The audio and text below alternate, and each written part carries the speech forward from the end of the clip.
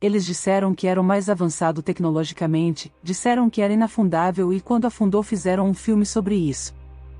Essas foram as principais razões pelas quais o desastre do Titanic se tornou famoso mundialmente, mas infelizmente este não é o único naufrágio em grande escala e, infelizmente, houve casos muito piores do que a tragédia do Titanic. Um deles ocorreu em 27 de abril de 1865. O vapor Sultana transportava passageiros e carga diariamente entre Saint-Louis e Nova Orleans. Era um barco de madeira bastante grande, com 3 andares, tinha 260 pés de comprimento e 70 pés de largura, quase o dobro do tamanho de uma quadra de basquete. O navio poderia transportar cerca de 350 passageiros, mas naquele dia infeliz mais de 2.000 pessoas estavam a bordo. Em 23 de abril, ele fazia uma viagem de rotina de Nova Orleans quando quebrou, algo estava errado com a caldeira, então a embarcação atracou em Vicksburg para reparos. No porto, o capitão do navio, James Cass Mason, descobriu uma excelente oportunidade para ganhar muito dinheiro. Tudo o que ele precisava fazer era transferir um grande grupo de ex-prisioneiros para o norte. O capitão concordou em fazer isso, mas o problema era que a caldeira precisava de muito tempo para ser reparada. Mason temia que seus concorrentes assumissem o trabalho, então decidiu navegar apesar da falha que o navio tinha. Ele fez remendos nos buracos da caldeira em vez de fazer um grande reparo e convidou todos os ex-prisioneiros a bordo. Portanto, havia uma caldeira quebrada, um excesso de passageiros, falta de botes salva-vidas e não as melhores condições do rio. Além disso, o capitão se recusou a mandar os ex-prisioneiros para o porão, então eles estavam misturados com os passageiros comuns. Havia fortes chances de naufrágio, mas o desejo ganancioso de ganhar mais dinheiro era mais forte. O Sultana seguiu em uma viagem e navegou pelo rio por 2 dias. Nesse período, uma das maiores enchentes do rio Mississippi começou.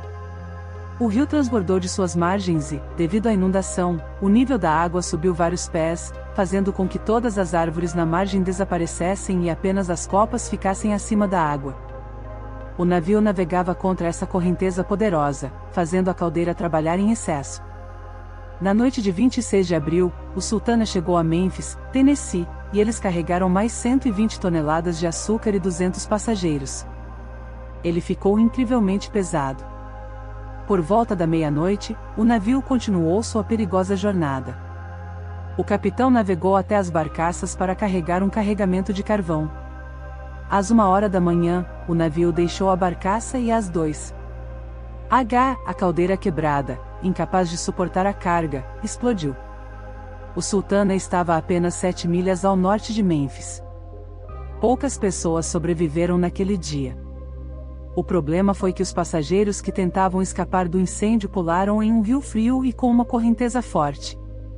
O desastre do Sultana é considerado o naufrágio mais trágico da história dos Estados Unidos.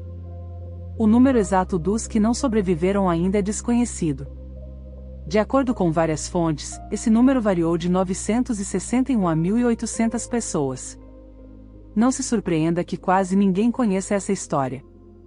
Havia muitos mais sobreviventes na tragédia do Titanic e todo mundo ouviu falar sobre isso, mas o Sultana afundou durante um evento de grande destaque. 12 dias antes do naufrágio, o país perdeu Abraham Lincoln. As pessoas ainda não haviam se recuperado dessa notícia, então ninguém prestou muita atenção à tragédia do Sultana. Muitas catástrofes aconteceram recentemente em termos históricos. Uma delas ocorreu em 2002. A balsa Lejuola era um navio senegalês. A balsa navegava 2 vezes por semana principalmente ao longo da costa de Dakar, transportando passageiros que negociavam manga e óleo de palma. Fazia viagens diárias e nunca enfrentava problemas graves graças ao equipamento moderno de resgate e bom serviço de reparo. Mas, em um dia, a tripulação do navio descobriu uma falha e enviou o barco para o porto. Por quase um ano, o Lejuola ficou em condição inoperante aguardando reparos, mas não recebeu um serviço de alta qualidade. Após uma manutenção deficiente, a balsa partiu em sua última viagem. Em 26 de setembro de 2002, o Lejuola navegou entre o sul do Senegal e Dakar, e às 23 horas dirigiu-se para a Gâmbia, onde uma forte tempestade começou. O vento levantou ondas altas, mas isso não seria crítico para o grande navio de passageiros, a menos que o número de pessoas a bordo excedesse a norma estabelecida. O Lejuola deveria transportar cerca de 500 passageiros, mas tinha muito mais pessoas naquele dia.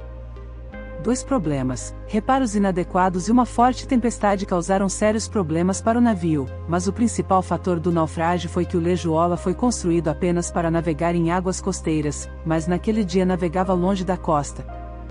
Grandes ondas começaram a balançar o barco e, em determinado momento, ele simplesmente virou de cabeça para baixo. O convés do navio afundou e suas partes inferiores ficaram acima da superfície como um iceberg. Todos os passageiros que estavam nas cabines caíram no teto e perderam a orientação no espaço. Não havia buracos nem danos no casco do navio e a água inundou os decks inferiores. O navio permaneceu em uma posição torta por várias horas e depois começou a afundar quando a água penetrou no convés e na sala de máquinas. O oceano estava quente, mas ninguém veio para salvar os passageiros. As pessoas tiveram que esperar quase 4 dias para serem resgatadas. Infelizmente, apenas alguns conseguiram sobreviver. As Filipinas são uma área muito perigosa para navios. Este lugar consiste de várias milhares de ilhas e uma vasta área com águas rasas. Navios podem encalhar e danificar o casco em recifes e obstáculos. Em 20 de setembro de 1987, um dos mais terríveis desastres da história da navegação ocorreu lá. Uma balsa de passageiros filipina chamada Dona Paz saiu de uma das ilhas e navegou em direção a Manila. O sol estava brilhando, o oceano estava calmo e a visibilidade era boa, mas por algum motivo, os membros da tripulação não perceberam a aproximação do petroleiro Vector.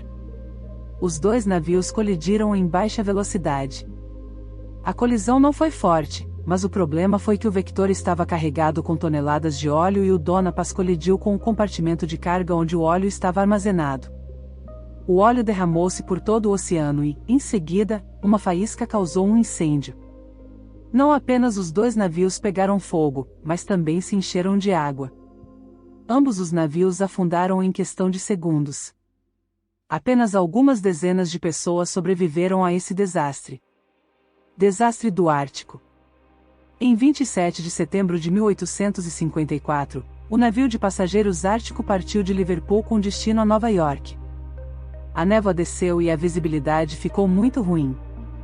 Um outro barco apareceu na espessa névoa branca, o vapor francês Vesta.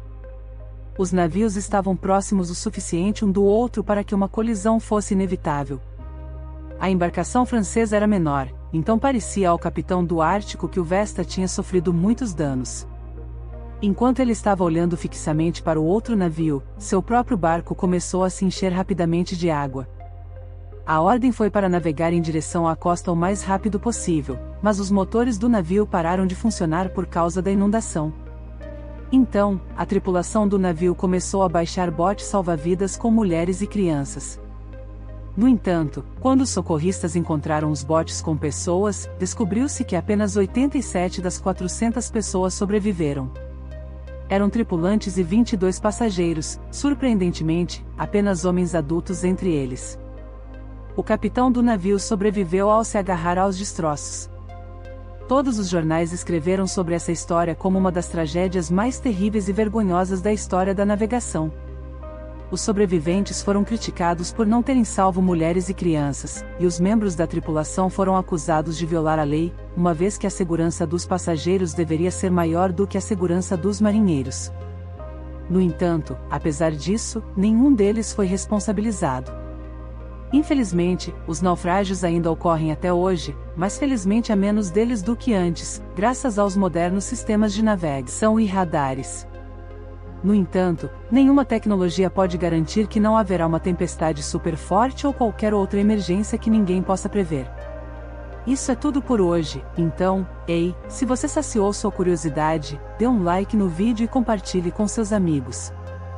Ou se você quer mais, basta clicar nesses vídeos e ficar do lado positivo.